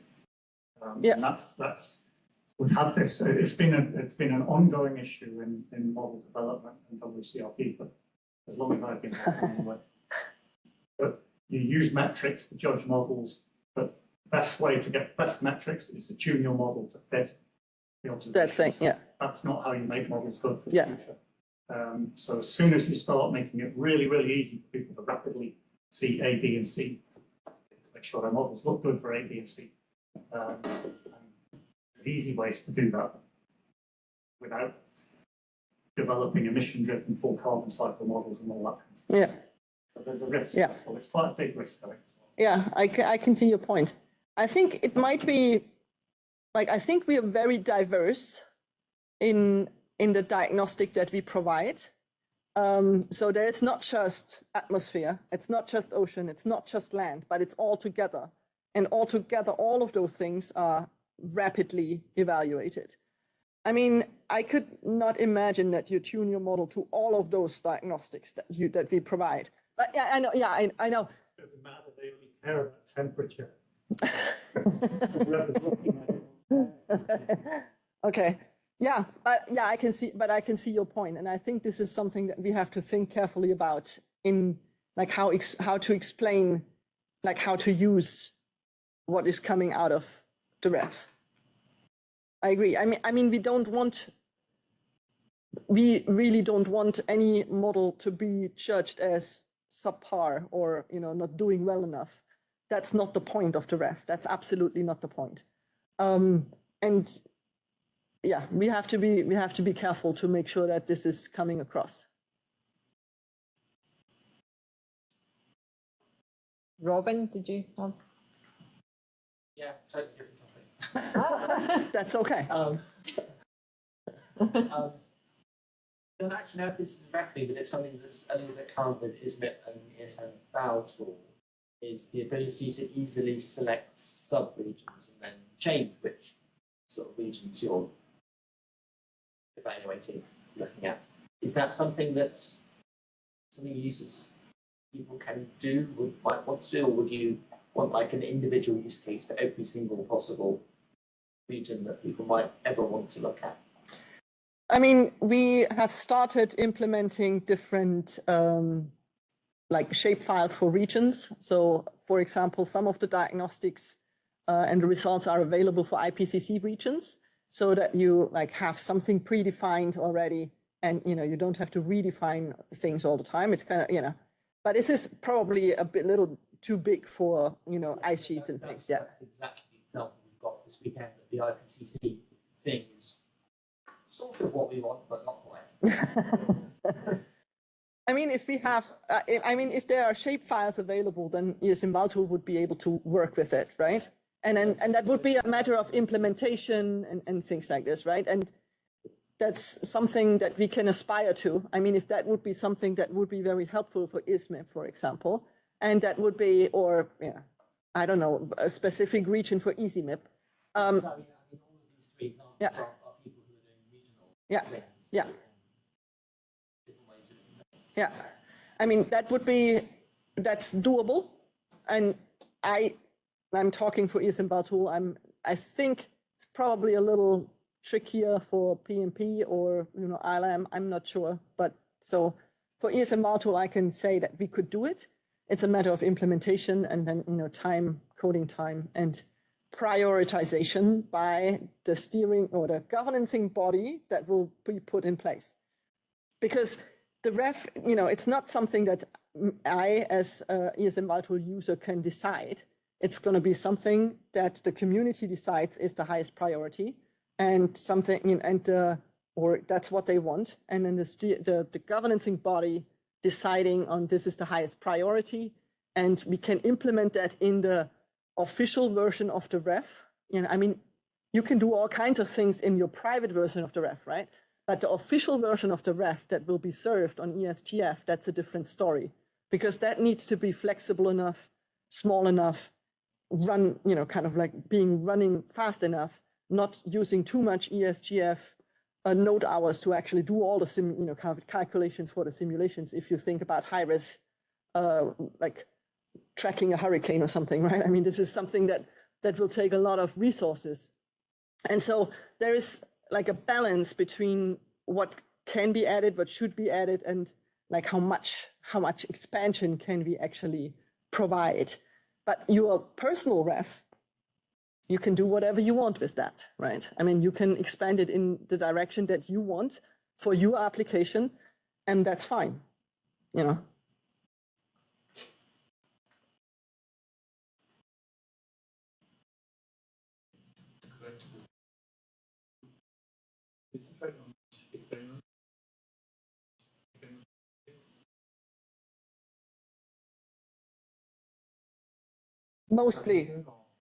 Mostly historical. Then there is some scenarios in there because we have like a few diagnostics that are based on global warming levels. So you need some scenarios for that.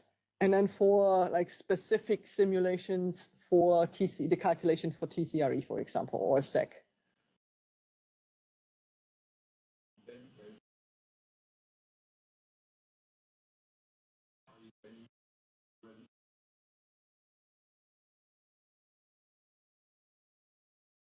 Yes, in a way, able to is quite to put them see the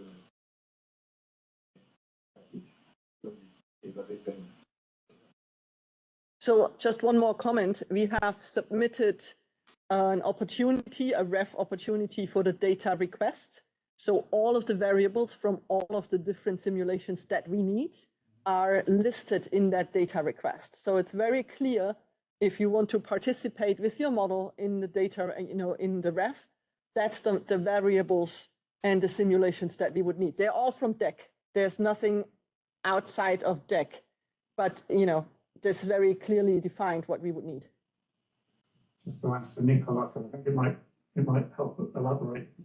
So we don't really want to run historicals in concentration mode because we spent so much time developing an emission-driven mode, both for CO2 and methane actually, which I think is relevant for the future.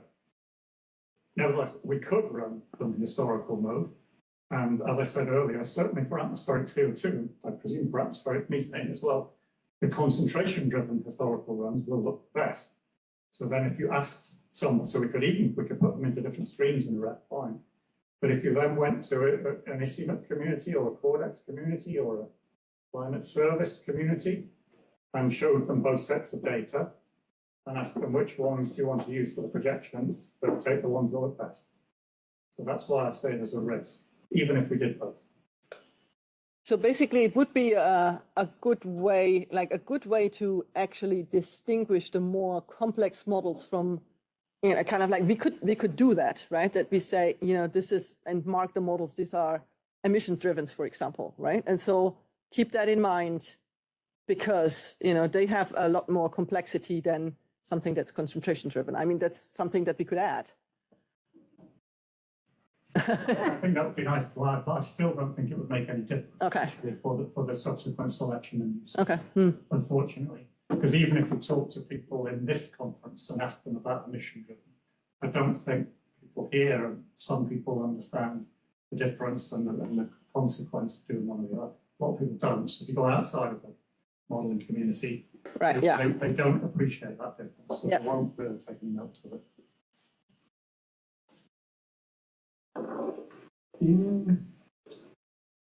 In the scenario space, there's a discussion of labeling concentration-driven differently from emissions-driven with either ASM-prefix or whatever.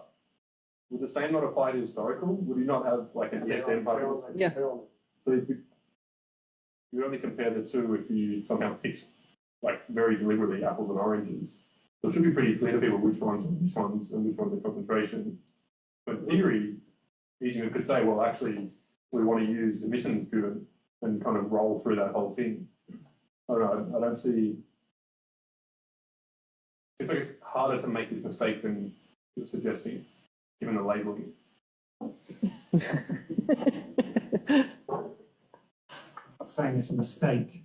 If you went to the impact modelling community, if you could persuade the impact modelling community to only look at emission-driven runs, because that's what's relevant for Norway, then fine, yes.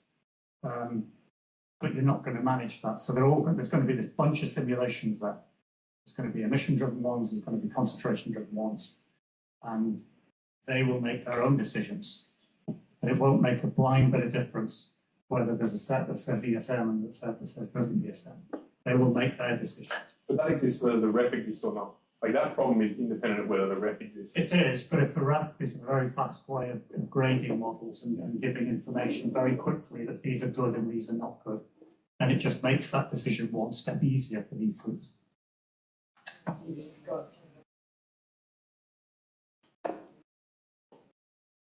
Martin, did you want to say? Okay. Basically similar, that's it. Yeah, so I just want to say, for the sake of argument, so we've had this discussion quite a lot, and so it's, I think Colin's point is that this is something that it's like this kind of performance on steroids in a sense. It's open to a wider community. It's been publicized more. It seems like a one-stop shop for people to go and kind of like use this for model selection. We are advertising it as such as well. So it's part of that. But if I may play devil's advocate, Colin, we could maybe see this also as an opportunity to kind of like think of ways in which we can highlight these differences and make people more aware. I'm not saying that they will all listen and stuff, but that's part of the ongoing discussion we have.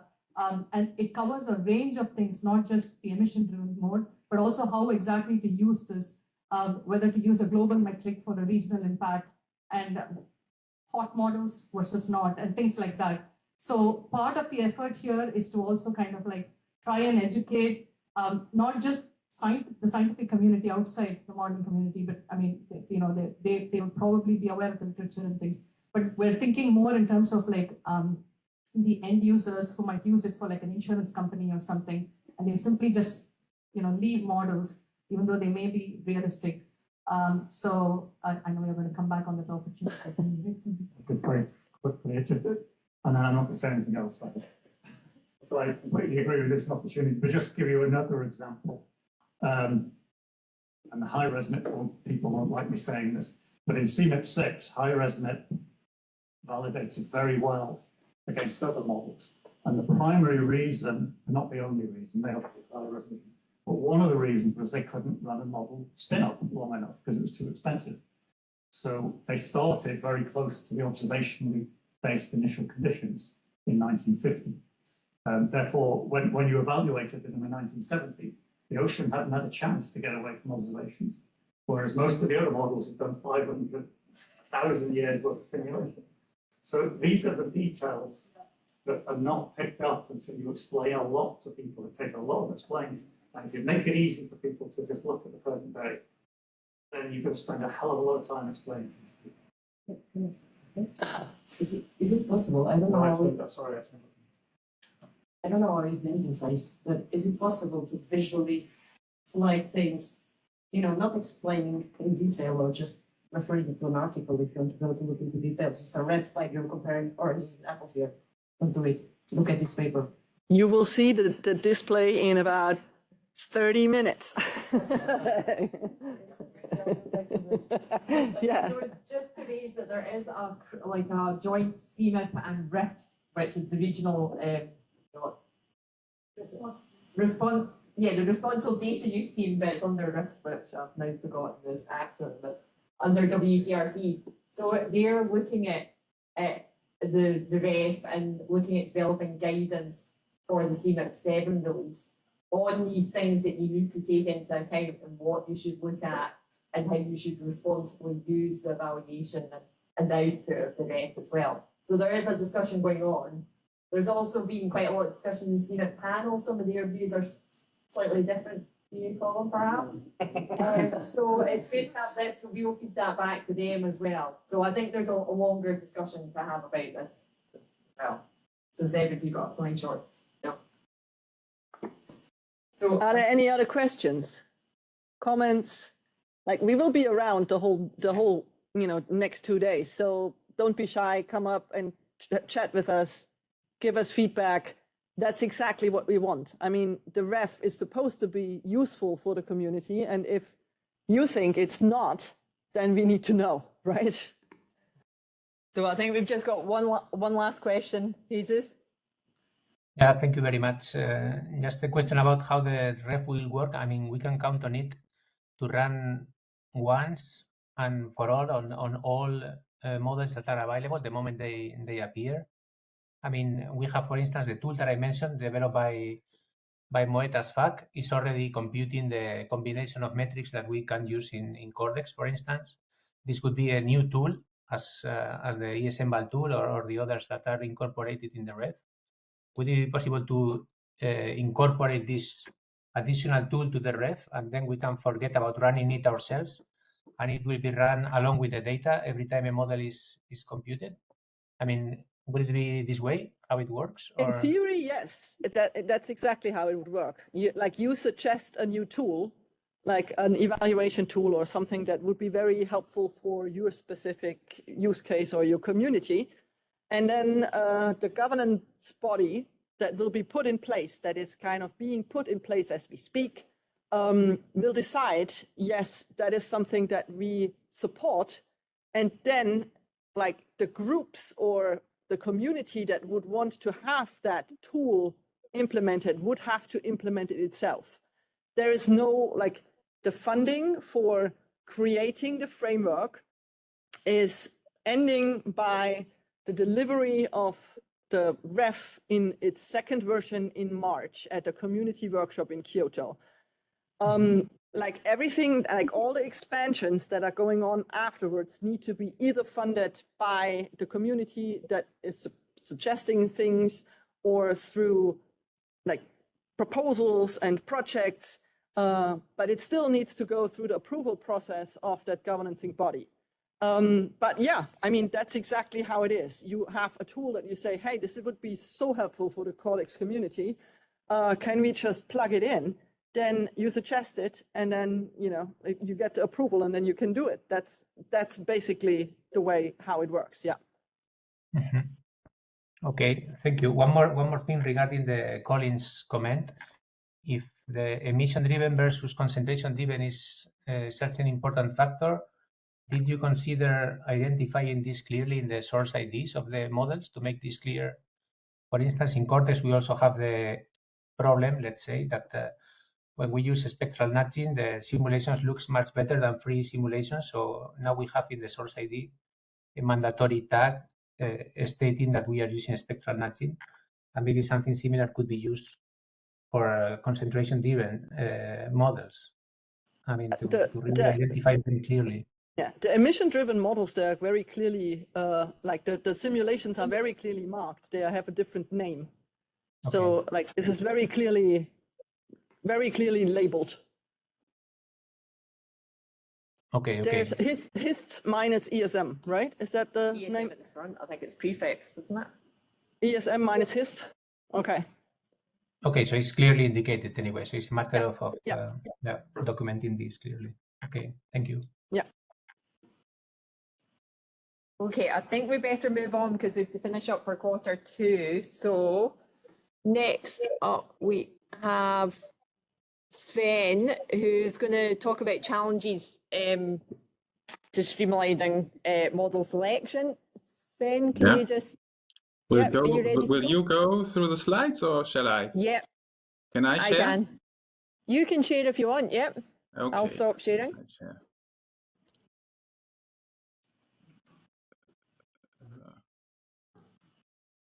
Entire screen, 1 second. So can you see my screen? This one? Yes. Okay. It's not quite, it's big enough, thanks. You can see it, okay. So it now seems that the ref has done essentially everything, but this is not really the case, because what is the ref in its current version, in version 1, which is going to be presented now, it concentrates on global diagnostics and metrics. There are some regional ones like the North Atlantic Oscillation, the Pacific North American pattern that are included, but information on the regional scale is still missing, and that's a challenging task, which is necessary, for all kinds of downstream applications. So ideally, we would maybe first want to have a look into the ref and then go to what I'm going to show now, but now it's going to be another way around. And what we're doing in Codex is we have already in April, we have started a kind of survey, a wish list about what processes or diagnostics to include in global model evaluation.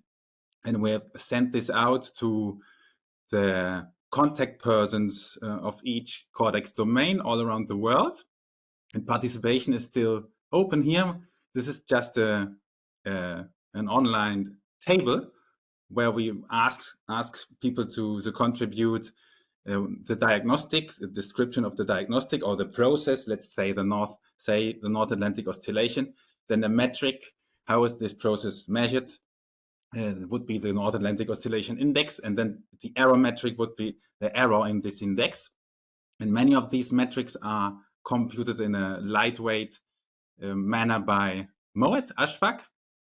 This is what Chus has been talking about. And then we hope to reach consensus about the diagnostics and metrics to apply on the regional scale by March 2026 for this side session on model selection.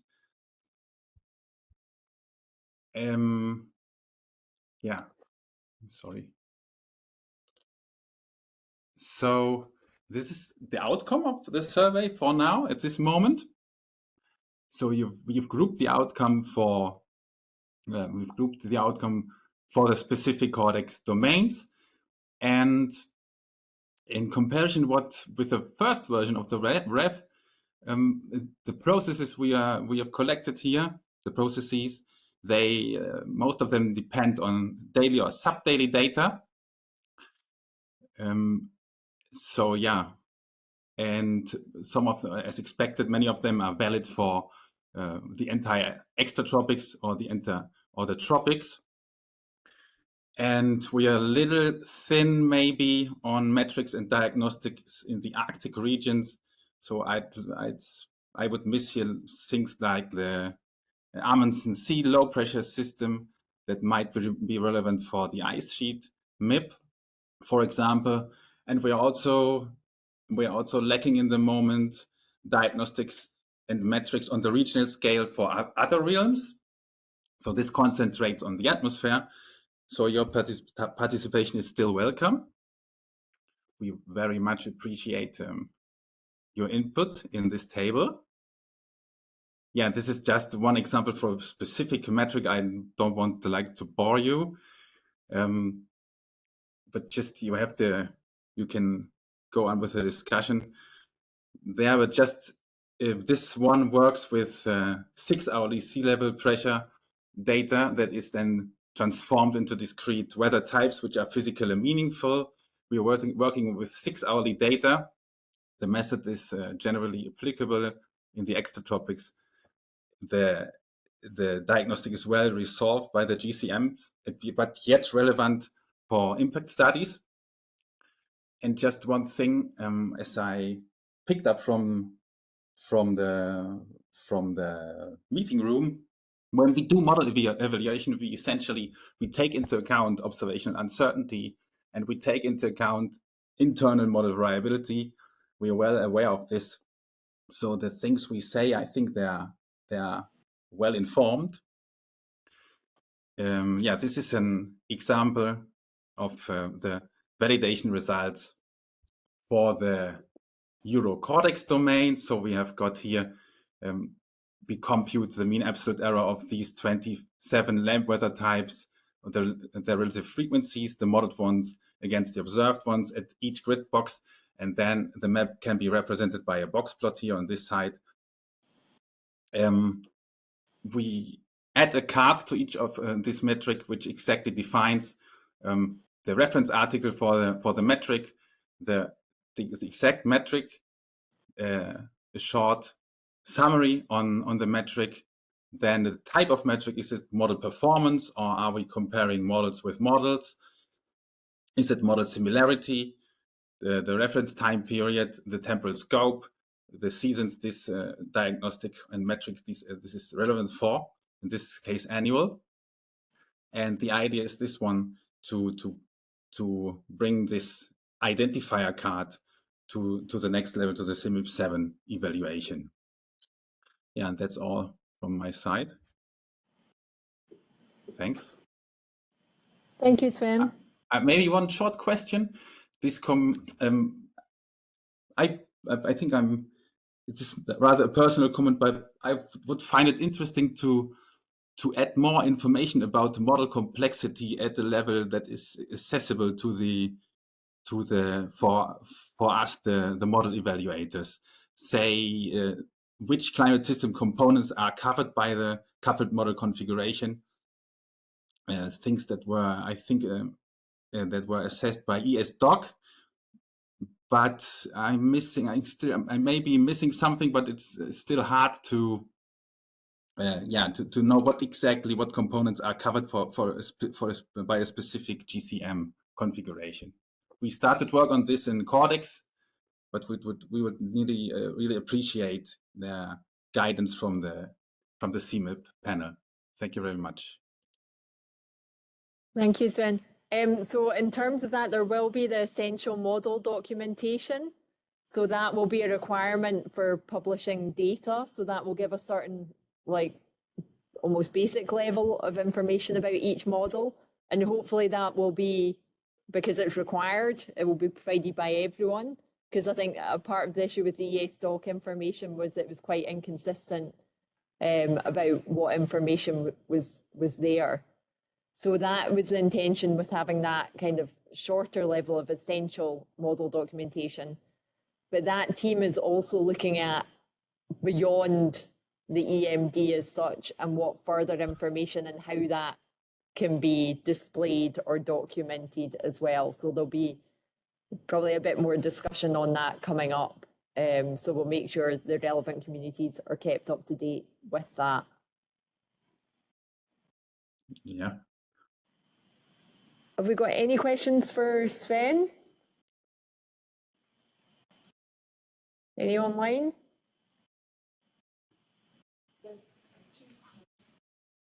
Trish, you've got your hand up. Is that from before or? Legacy, sorry. Yeah. Okay, so, Zeb? So you guys obviously put a heap of work into that package. As someone who's done something like this, does the idea of putting it in the ref make you feel great? Someone else will go and do the compute, or does it just feel like extra work and headache for you? I'm afraid the question, I can hardly hear you. Birgit, can you answer? I'm sorry. Can you try again? Yeah. Okay, now you hear? Yeah. Yes, I do. Okay. As someone who's developed a whole bunch of computer code to calculate these metrics, does the idea of putting them in the ref make you think, great, this will run on someone else's node, someone else's headache? Or does it make you feel like this is a heap of work to put in a different package? Not very much fun.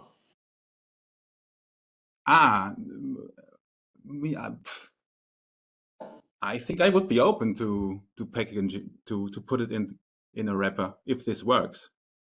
I mean, I personally, the problem one of the potential, wouldn't say danger, but risks is that if you use such a wrapper configuration, then the sub-modules like PMP or ESM2025, they should communicate well upwards, then process the metadata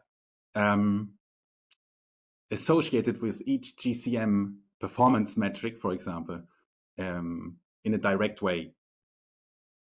So it is important to really, when you compute your metric, add the metadata for that metric, because a metric without metadata is no information.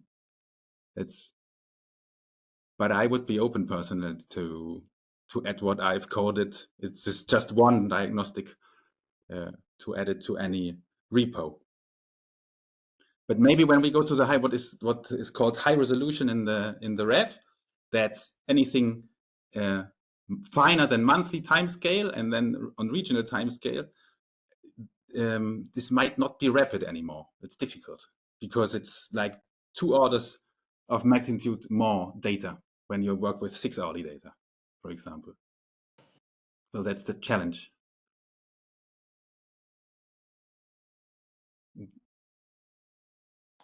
Did this match your question? Seb's giving the thumbs up, yeah.